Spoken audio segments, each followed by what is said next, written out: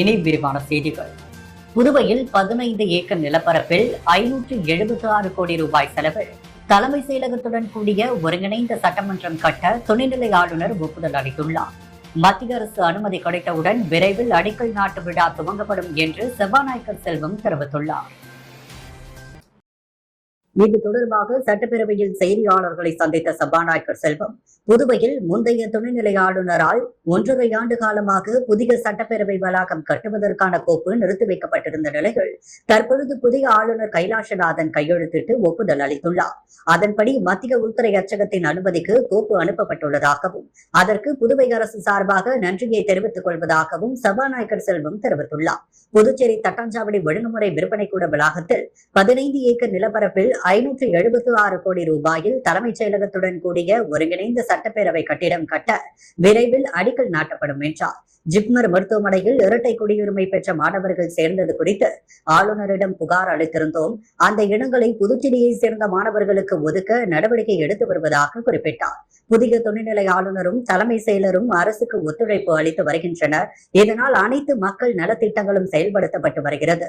கடந்த 3 ஆண்டுகளில் அதிகார மையமாக இருந்த புதுச்சேரி அரசு தற்பொழுது இணக்கமான சூழலில் உள்ளதை அடுத்து 2 ஆண்டிற்கும் இந்த இணக்கமான சூழல் தொடரும் என சபாநாயகர் செல்வம் தெரிவித்துள்ளார்.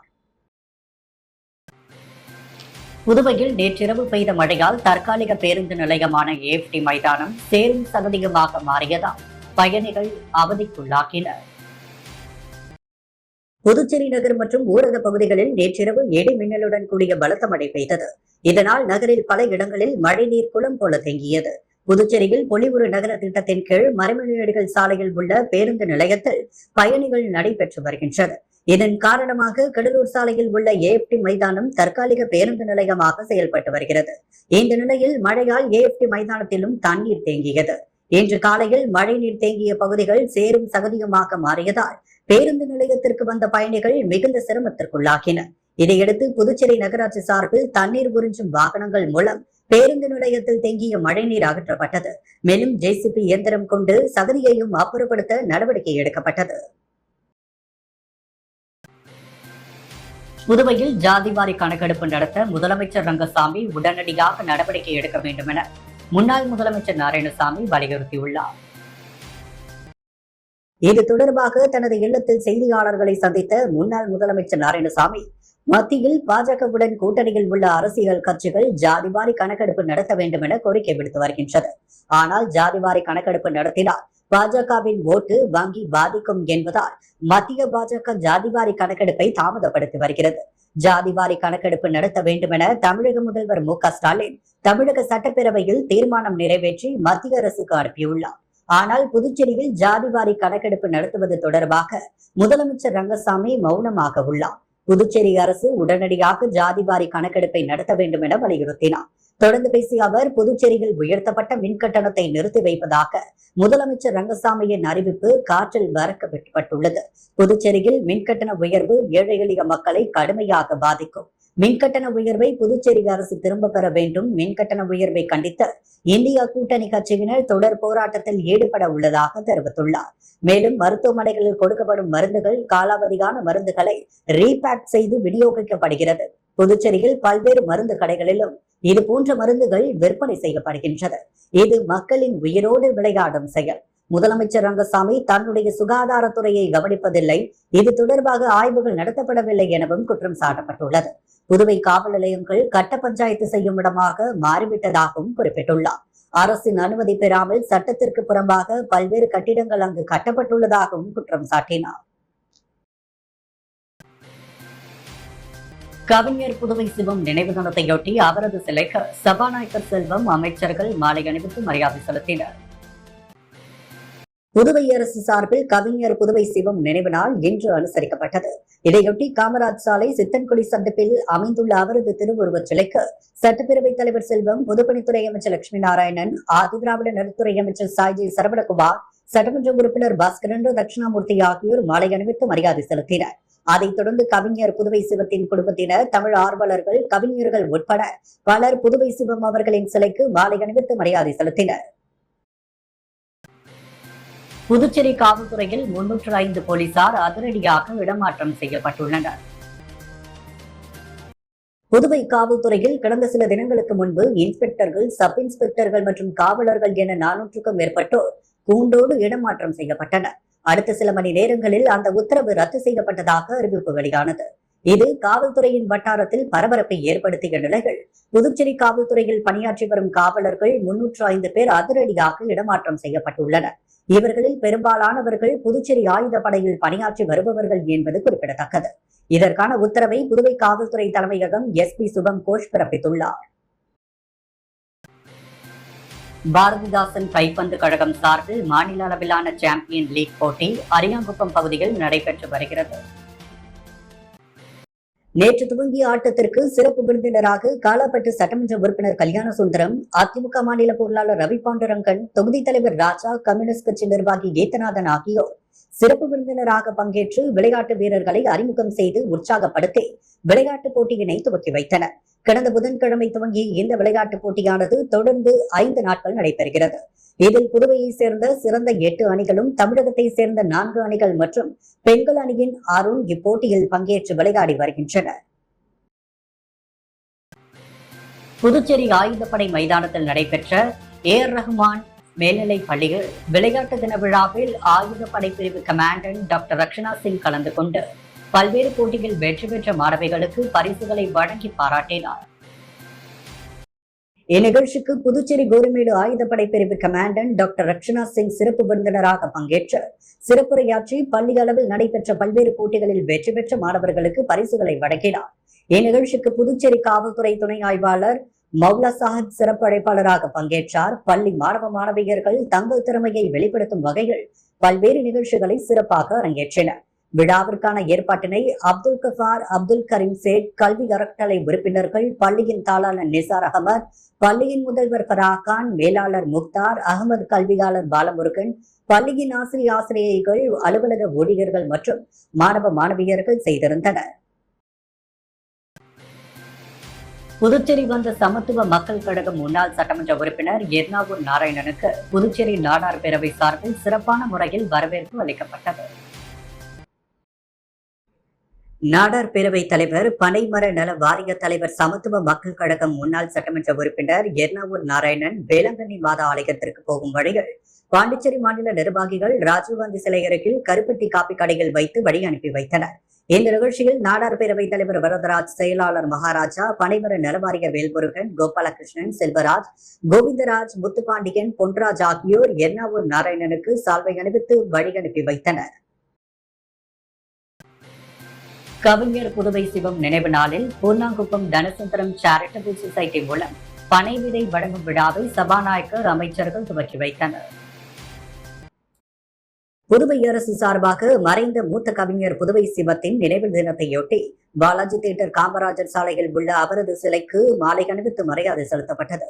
சபாநாயகர் ஏம்பலம் செல்வம், பொதுப்பணித்துறை அமைச்சர் லட்சுமி நாராயணன், ஆதிதிராவிட நலத்துறை அமைச்சர் சாய்ஜே சரவணகுமார், சட்டமன்ற உறுப்பினர் பாஸ்கரேந்திர தட்சிணாமூர்த்தி கலந்து கொண்டு நினைவேந்தல் நிகழ்ச்சிக்கு வந்தவர்களுக்கு பூர்ணாங்குப்பம் தனசுந்தரம் சேரிட்டபிள் சொசைட்டி மூலம் பனை விதை வழங்கப்பட்டு அவைகளை பொது இடத்தில் விதைக்க கூறி விழிப்புணர்வு ஏற்படுத்தப்பட்டது. இந்த நிகழ்ச்சியில் புதுவை சிவம் இலக்கிய பேரவை தலைவர் சிவ இளங்கோ மற்றும் புதுவை சிவம் குடும்பத்தாருடன் சொல்லாய்வு செல்வர் வேல்முருகன் ஆகியோர் பங்கு பெற்றனர். Rotary Club of Pondicherry Cosmos சார்பில் மாற்றுத்திறனாளிகளுக்கான விளையாட்டுப் போட்டிகள் நடைபெற்றது. இதில் 200க்கும் மேற்பட்ட மாற்றுத்திறனாளிகள் கலந்து கொண்டு தங்களது திறமைகளை வெளிப்படுத்தி பரிசுகளை அள்ளி சென்றனர். இந்த போட்டியை புதுவை சுற்றுலாத்துறை அமைச்சர் லட்சுமி நாராயணன் கொடியசைத்து துவக்கி வைக்க புதுவையில் உள்ள மாற்றுத்திறனாளிகள் 200க்கும் மேற்பட்டோர் கலந்து கொண்டனர். இவர்களுக்கு sitting cricket, kabaddi, ring ball, throw ball, volleyball உள்ளிட்ட 6 வகையான விளையாட்டுப் போட்டிகள் நடத்தப்பட்டது. இதில் கலந்து கொண்ட மாற்றுத்திறனாளிகள் தங்களது திறமைகளை வெளிப்படுத்தி பரிசுகளை வென்றனர். பல்வேறு போட்டிகளில் வெற்றி பெற்ற மாற்றுத்திறனாளிகளுக்கு விருதுகளும் கோப்பைகளும் வழங்கப்பட்டது. விளையாட்டுப் போட்டிக்கான ஏற்பாடுகளை Rotary Club of Pondicherry Cosmos சங்க தலைவர் ராஜேந்திரன், செயலாளர் சிவகணபதி, ஈவென்ட் தலைவர் பாலாஜி, பழனிசாமி, துணைத் தலைவர் ஹாஜா முகமது, பொருளாளர் சோபன் குப்தா, துணை ஆர்கனைசர் மகேஸ்வரன் மற்றும் நிர்வாகிகள் சந்திரசேகரன், உதயகுமார், அன்பழகன், ஜி.வி. கிருஷ்ணமூர்த்தி, பாலமுரளி, சாமுண்டி, அம்பலவாணன் உள்ளிட்ட ஏராளமானோர் கலந்து கொண்டனர். புதுச்சேரி உப்பளம் தொகுதியில் முக்கிய சாலையான புசி வீதிகள் பாதாள வடிகால் சாக்கடை அடைப்பின் காரணமாக தேங்கியிருந்த மழைநீரை மின்சாதன இயந்திரம் மூலம் அப்புறப்படுத்த சட்டமன்ற உறுப்பினர் அனிபால் கென்னடி துரித நடவடிக்கை மேற்கொண்டார். புதுச்சேரி உப்பளம் தொகுதி புசி வீதியில் உள்ள லால் பகதூர் சாஸ்திரி சாலைகள் மிதமான மழை பெய்தாலே மழைநீர் தேங்கி போக்குவரத்திற்கு இடையூறாக அமைந்து விடுகிறது. இதற்கு முக்கிய காரணம் பாதாள வடிகால் சாக்கடை அடைப்பு ஏற்பட்டுள்ளதால் இதுபோன்று நடைபெறுகிறது என கூறப்படுகிறது. மேலும் 2.25 கோடி ரூபாய் செலவில் பூமி பூஜை 2 மாதங்களுக்கு முன்பு போடப்பட்டது. ஆனால் பணிகள் நடைபெறுவதில் தாமதம் ஏற்படுவதால் முதன்மை பொறியாளர் தீனதயாளன் உடனடியாக பணிகளை முடிக்க வேண்டும் என்று கூறியுள்ள நிலையில் அப்பணி நடைபெறும் பகுதிகளில் சட்டமன்ற உறுப்பினர் அனிபால் கென்னடி இரவு பகல் பாராமல் தொடர்ந்து ஆய்வு மேற்கொண்டு வருகிறார். இன்று நடைபெற்ற ஆய்வில் தேங்கியிருந்த மழை நீர்களை மின்சாதன இயந்திரம் மூலம் அப்புறப்படுத்த ஏற்பாடுகள் செய்தனர். மேலும் எங்கெல்லாம் பாதாள சாக்கடை அடைப்பு ஏற்பட்டுள்ளது என்பதை கண்டறிய அதிகாரிகளை கேட்டுக்கொண்டனர். ஆதிதிராவிட நலத்துறையில் பணியாற்றி ஓய்வு பெற்ற இருவருக்கு பணி நிறைவு பாராட்டு விழா துறை இயக்குநர் இளங்கோவன் தலைமையில் நடைபெற்றது. ஆதி திராவிடர் மற்றும் பழங்குடியின நலத்துறையில் உள்ள ஊழியர்கள் ஓய்வு பெறும் பொழுது அவர்களுக்கு நலத்துறை இயக்குநர் இளங்கோவன் கௌரவப்படுத்தி வழி அனுப்புவது வழக்கம். அதன்படி ஆதி திராவிட நல மற்றும் பழங்குடியின நலத்துறையில் முதுநிலை கணக்கு அதிகாரியாக பணியாற்றிய ஸ்ரீதரன், பல்நோக்கு ஊழியராக பணியாற்றிய பக்தவக்ஷலம் ஆகியோர் நேற்று பணி ஓய்வு பெற்றனர். இவர்களுக்கு பணி நிறைவு பாராட்டு விழா நலத்துறை அலுவலகத்தில் நடைபெற்றது. விழாவில் ஆதிதிராவிட நலத்துறை இயக்குநர் இளங்கோவன் ஆய்வு பெற்ற இருவருக்கும் சால்வை அணிவித்து வாழ்த்து தெரிவித்தார். இந்த நிகழ்ச்சியில் கண்காணிப்பாளர்கள் பழனி, லாபஸ் வேல்முருகன், கதிரவன் தேவி, நல ஆய்வாளர் அதிகாரிகள், ஊழியர்கள் ஆகியோர் கலந்து கொண்டு வாழ்த்தினர். புதுச்சேரி பூர்வீக அட்டவணை இனத்தவர் உரிமை பாதுகாப்பு இயக்கம் சார்பில் சட்டப்பேரவையில் முதலமைச்சர் ரங்கசாமியை சந்தித்து கோரிக்கை மனு அளிக்கப்பட்டது. இம்மனுவில் புதுச்சேரி மாநில பூர்வீக அட்டவணை இன மக்களை 16% இடஒதுக்கீட்டினை பாதுகாத்திட வேண்டும், பூர்வீக தாழ்த்தப்பட்ட மக்களுக்கான தற்பொழுதைய நிலையை தொடர வேண்டும், இந்திய குடியரசுத் தலைவரால் அறிவிக்கப்பட்ட 5/3/1964 தேதியை அரசு மாற்றவோ அல்லது திருத்தம் செய்யவோ கூடாது என்ற கோரிக்கையை வலியுறுத்தினர். முதலமைச்சரும் அட்டவணை பிரிவு மக்களுக்கு பழைய நடைமுறையை பின்பற்றப்படும், இதில் எந்த மாற்றமும் வராது என உறுதியளித்தார். இந்த நிகழ்ச்சியில் சங்கத்தின் கௌரவ தலைவர், முன்னாள் ஆதிதிராவிட நலத்துறை இயக்குநர் அன்பழகன், தலைவர் பரமசிவம், செயலாளர் கோவிந்தன், பொருளாளர் சுதர்சனன், துணைத் தலைவர்கள் ராமசாமி, இன்பசேகரன், கண்ணதாசன், மூர்த்தி, ஆனந்தன் மற்றும் பல சமுதாய தலைவர்கள் கலந்து கொண்டனர். புதுச்சேரியில் சாலையோர வியாபாரிகளுக்கான உணவு திருவிழாவை கவர்னர் கைலாசநாதன், முதல்வர் ரங்கசாமி ஆகியோர் துவக்கி வைத்தனர். புதுச்சேரியில் சாலையோர வியாபாரிகளுக்கான உணவு திருவிழா மற்றும் சாலையோர வியாபாரிகளுக்கான கடனுதவி வழங்கி திட்டத்தை சிறப்பாக செயல்படுத்திய நகராட்சிகள், வங்கிகள் கடனை திருப்பிச் செலுத்திய சாலையோர வியாபாரிகளுக்கு பரிசு வழங்கும் விழா நடைபெற்றது. கடற்கரை சாலையில் நடைபெற்ற விழாவை துணைநிலை ஆளுநர் கைலாஷ்நாதன், முதல்வர் ரங்கசாமி துவக்கி வைத்து சாலையோர வியாபாரிகள் அமைத்த கைவினை உணவு அரங்குகளை பார்வையிட்டனர். விழாவில் பேசிய முதல்வர் ரங்கசாமி, புதுச்சேரியில் 2447 பதிவு பெற்ற சாலையோர வியாபாரிகள் பிரதமரின் கடனுதவி திட்டத்தால் பயனடைந்துள்ளனர். புதுச்சேரியின் தனிநபர் வருவாய் 2.75 லட்சமாக உயர்ந்துள்ளது. புதுவைக்கு சுற்றுலா பயணிகள் அதிகம் வருவதுடன் சாலையோர கடைகளில் தான் அவர்கள் உணவை உண்கின்றனர். எனவே விபத்துகள் ஏற்படாத வகையில் சாலையோர கடைகளை அதன் உரிமையாளர்கள் அமைக்க வேண்டும் என்றார். இந்த நிகழ்ச்சியில் சபாநாயகர் செல்வம், அமைச்சர் லட்சுமி நாராயணன் உட்பட அதிகாரிகள் கலந்து கொண்டனர். வங்கக்கடலில் நிலவி வந்த ஆழ்ந்த காற்றழுத்த தாழ்வு பகுதி காற்றழுத்த தாழ்வு மண்டலமாக வலுப்பெற்றதை அடுத்து புதுச்சேரி துறைமுகத்தில் 1ஆம் எண் புயல் எச்சரிக்கை கூண்டு ஏற்றப்பட்டுள்ளது. வங்கக்கடலில் நிலவி வந்த ஆழ்ந்த காற்றழுத்த தாழ்வு பகுதி காற்றழுத்த தாழ்வு மண்டலமாக வலுப்பெற்றது.